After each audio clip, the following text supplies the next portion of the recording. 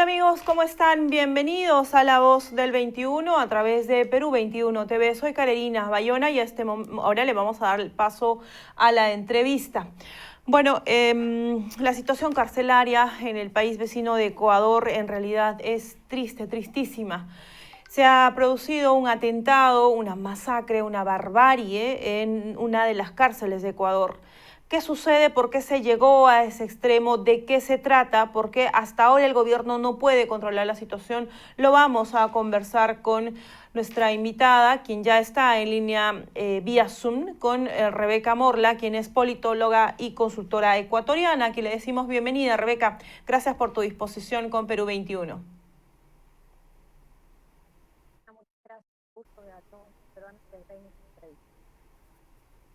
Bien, me parece que tenemos un problema en el audio ahí. Vamos a superar. Sí, una vez más, Rebeca, ¿me escuchas? Buenas noches. Carolina, buenas noches, un gusto. Correcto, ahora sí. Bien, bueno, tenemos unos problemas en audio ahí. Rebeca, los rotativos son realmente alarmantes, preocupantes, lamentables. En este momento, ¿cuál es la situación en la cárcel de Ecuador? Carolina, te cuento que la situación en la cárcel se ha recobrado ya el orden, eso nos dicen las autoridades del Estado. Sin embargo, existe una situación que se ha vuelto ya conocido por la comunidad internacional. Hemos visto cómo las cárceles, el sistema penitenciario del Ecuador lastimosamente está o ha estado fuera del control del Estado ecuatoriano. Hasta el día de hoy llevamos un conteo de más de 200 personas privadas de libertad que han sido asesinadas en la cárcel, especialmente en la penitenciaría del Litoral ubicada en Guayaquil, en la ciudad desde donde les estoy conversando. Al día de hoy ya el presidente Guillermo Lasso ha anunciado las medidas que se van a tomar con respecto a la crisis carcelaria. Sin embargo, todavía nos quedan muchas dudas. Una de ellas y la principal, diría yo, cómo es que después de la masacre que ya tuvimos en el mes de septiembre, esperamos que vuelva a darse uno de estos acontecimientos para ahora sí empezar a tomar las medidas que sabemos que debían haber sido tomadas hace mucho tiempo. Recordemos que este problema no empieza ahora, no empezó en 2020 ni en 2019.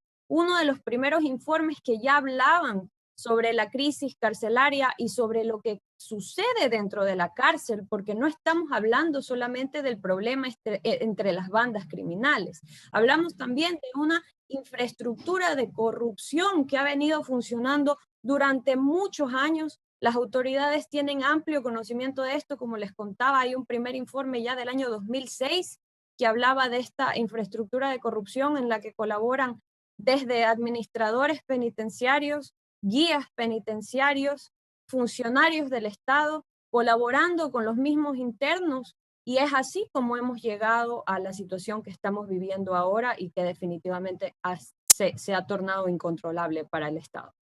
Mencionas una situación de corrupción, estimada Rebeca, al interior de los penales, pero la corrupción trabaja, por decirlo así, malamente, con un propósito.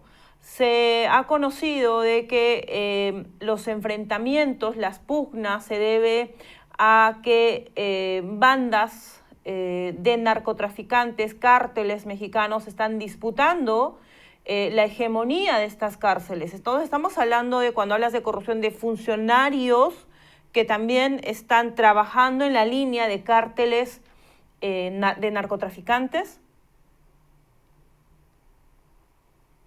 De hecho, hay varias denuncias desde distintos sectores en donde se ha evidenciado que también hay funcionarios públicos que colaboran en este proceso dentro de las cárceles, colaboran también con las bandas criminales que sabemos y como nos han dicho las autoridades, pues están disputándose el poder dentro de los centros penitenciarios. Tenemos varias bandas criminales locales, las autoridades de inteligencia dicen que son alrededor de 12 grupos criminales que están disputándose internamente el poder, pero esta disputa pues no es solo a la interna de la cárcel, sino también en el exterior.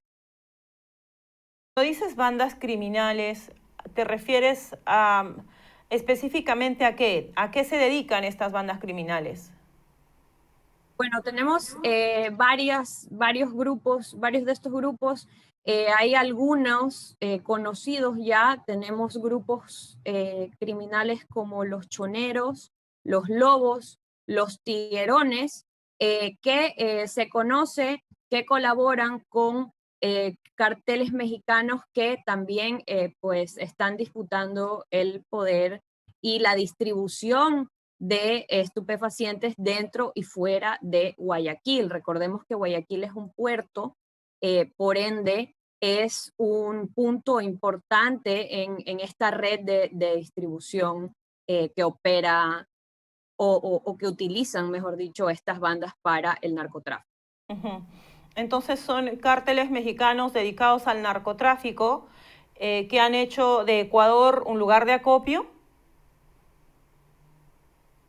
No es tanto un lugar de acopio, ya se ha vuelto también un punto de distribución. Hemos visto que las cifras de droga decomisada por las autoridades cada vez son más altas, lo que denota pues que ha habido un incremento en el tema del narcotráfico, donde estas bandas pues ya tienen varios años establecidas, han logrado tener el control de los centros penitenciarios y ahora el gobierno del presidente Lazo pues tiene que encontrar la forma de combatir este problema que, como les decía anteriormente, no es de ahora, es algo que se ha venido cultivando a lo largo de los últimos años y que lastimosamente pues en este momento estamos viendo las consecuencias. Vemos que dentro del sistema penitenciario ecuatoriano el hacinamiento supera el 50%, más del 70% de los presos no tienen una sentencia ejecutoriada. Lo que más llama la atención de la última masacre que se dio en este mes, donde murieron más de 60 personas privadas de libertad, es que estas personas, gran parte de ellas ya tenían una boleta de salida de la cárcel, pero lastimosamente y por las demoras de los procesos y los problemas también de la parte judicial, pues estas personas no lograron salir y fueron asesinadas en la última masacre. Ujú. Es triste realmente lo que nos estás contando del hecho de que tu país, Ecuador, haya pasado de un centro, digamos, de acopio a un lugar ya de distribución y que a esto, o sea, haya sido, digamos, fomentado o por lo menos han creado un escenario que favorezca no visibilizando los problemas que tienen en el régimen penitenciario, ¿no? No tomando las necesidades o resolviendo las cosas a tiempo. El Estado, ¿qué es lo que ha hecho para favorecer, para llegar a este estallido, para que se llegue a esta masacre? Es decir, esto no es de un día para otro, tampoco de un año para otro. ¿Qué ha tenido que pasar para llegar a esta situación, Ecuador? Bueno, yo pienso que aquí hay que entender que este es un problema de distintas dimensiones, ¿no? Tenemos por un lado lo que les comentaba de la corrupción a la interna, donde sabemos que hay funcionarios públicos que colaboran y han colaborado para llegar al punto que estamos viviendo el día de hoy. Hemos visto también cómo los internos han pasado a tomar el control, pero esto no se ha dado de un día para el otro, sino que se han mantenido estas estructuras de poder a la interna de la cárcel, en donde, por ejemplo, se conoce que existen canales de contrabando, tanto de armas, de dispositivos electrónicos, de celulares, y es así como nosotros los ciudadanos nos hacemos muchas preguntas que hasta el día de hoy el gobierno no nos ha contestado. ¿Cómo es que los reos tienen un armamento mucho más fuerte, mucho más grande y fuerte que el de del mismo Estado? ¿Cómo es posible que los guías penitenciarios que no pueden portar armas a la interna de la cárcel tienen que controlar a estos grupos que cuentan pues con un armamento y con herramientas para destruir lo que sea, porque si ustedes han visto los reportajes, fotos y videos de la última masacre, vimos cómo han demolido paredes, han derrumbado pabellones enteros, han destruido gran parte de la infraestructura y eso no es tan fácil ni se lo puede hacer sin el equipo, las herramientas, el armamento necesario, ¿no? Entonces, ahí es donde también nosotros los ciudadanos nos seguimos haciendo estas preguntas. ¿Cómo es que los reos llegaron a tener todo ese armamento dentro de la cárcel? ¿Cómo es que los mismos internos transmiten a través de las redes sociales estas masacres? Porque de hecho la particularidad de la última masacre que se dio la semana anterior es que uno de los reos empezó a transmitir por Facebook 4 horas antes de que se produzca el hecho, todo lo que estaba pasando, es decir, la ciudadanía, y habían más de 10.000 personas conectadas viendo cómo esta persona contaba cómo los internos de otro pabellón se les estaban metiendo y los vendían a asesinar. Es decir, es algo que parecería hasta de películas, ¿no? Uno no entiende cómo es que hemos llegado a tal punto. Y ante esto, pues, definitivamente la ciudadanía, sobre todo, está exigiendo respuestas, porque recordemos que cada una de las muertes que se han producido dentro de la cárcel son responsabilidad del Estado. Y es el Estado el que tiene que responder por lo que está pasando y que tiene que responderle a los familiares de estas personas que han sido asesinadas injustamente dentro de los centros que se supone son de rehabilitación social. Uh-huh. Un infierno, realmente lo que está pasando ahí dentro de la cárcel donde ha sucedido todo esto. Y hemos revisado los testimonios de los familiares, es muy, muy triste. En todo caso, también tenemos información reciente de que todavía el gobierno no ha tomado control. Es tanto así que no pueden ingresar las Fuerzas Armadas, no puede ingresar la policía. Es así de extrema la situación que el Estado no puede tomar control, estimada Rebeca, hasta este momento. Realmente hemos visto, estamos viendo una disputa institucional, por así decirlo, ¿no? El presidente Lasso está teniendo enfrentamientos con la Corte Constitucional porque la Corte Constitucional manifestó pues que las Fuerzas Armadas no pueden ingresar a los centros penitenciarios.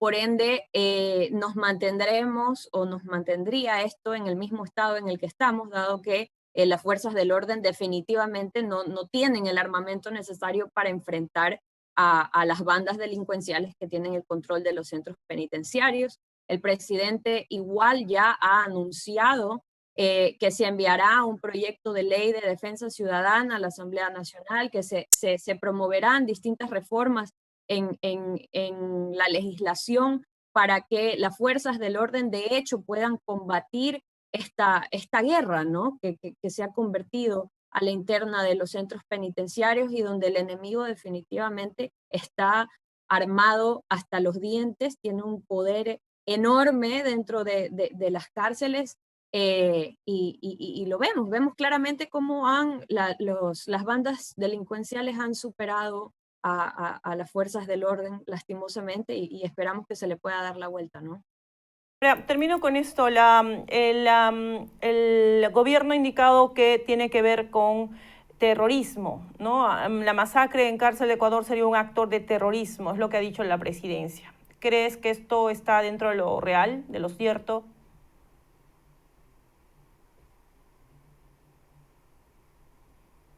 Bien, vamos a establecer nuevamente la conexión con Rebeca Morla, quien es politóloga ecuatoriana y nos está contando los detalles de esta masacre que ha sucedido en Guayaquil, ¿no? Está pasando un infierno dentro del penal, en el penal del Litoral. Casi 190 muertos se suman en 2 masacres y las cifras siguen incrementándose. Nos hemos enterado además de que hasta ahora el gobierno de Ecuador no puede tomar control, no puede ingresar a la cárcel y controlar la situación. Nos han indicado además de que los presos son los que tienen las llaves de los penales y que además lo más grave de todo este asunto es que lo que ha sucedido es que se están disputando el poder dentro de las cárceles cárteles mexicanos que tienen que ver con el narcotráfico. Esto lo ha dicho nuestra entrevistada, se trataría de pareciera una película, novela, pero en realidad sería una escena, o son escenas muy crueles, ¿no? Una película muy triste, ¿no es cierto? Que yo espero también nos sirva como un reflejo, ¿no? Como un espejo a futuro, si es que en políticas de gobierno no se logra combatir con el narcotráfico para empezar y no se logra mejores políticas penitenciarias. Muy bien. Nos dicen que hemos concluido con la conexión. Nosotros vamos a agradecer en todo caso a nuestra invitada. ¿Sí? Todavía se mantiene ahí porque quisiéramos saber qué viene para adelante, cómo es que el gobierno ecuatoriano no puede controlar hasta el momento y cómo es que más adelante tendrían que seguir trabajando para evitar que estas situaciones continúen. Es increíble, es acá muy cerca, es nuestro país vecino, Ecuador, y esperemos que las fuerzas de la seguridad asuman el control en este momento. Se han cambiado mandos militares, se están haciendo los intentos, pero en realidad incluso con el cambio de las Fuerzas Armadas, de los jefes y las presiones que se tiene en el gobierno, no se ha podido tomar el control. Muy bien, estamos nuevamente, ¿sí? Bien, mil disculpas, estimada Rebeca, ya estamos nuevamente en conexión. Hemos perdido por un momento el vínculo, pero ahora nuevamente estamos contigo. Quería, para redondear la idea, por favor, que nos concluyas con lo siguiente. ¿Qué va para adelante? Imaginamos que el gobierno, al margen de que va a hacer cambios, va a ajustar en las cabezas militares. ¿Qué viene para adelante? Esto no puede volver a ocurrir. ¿Cómo van a controlar esta situación en Ecuador? Bueno, las acciones que nos ha comentado el gobierno, como les comentaba, hay proyectos de ley, hay reformas legislativas, han comentado también que se dará indultos a ciudadanos que estén privados de libertad y tengan enfermedades catastróficas.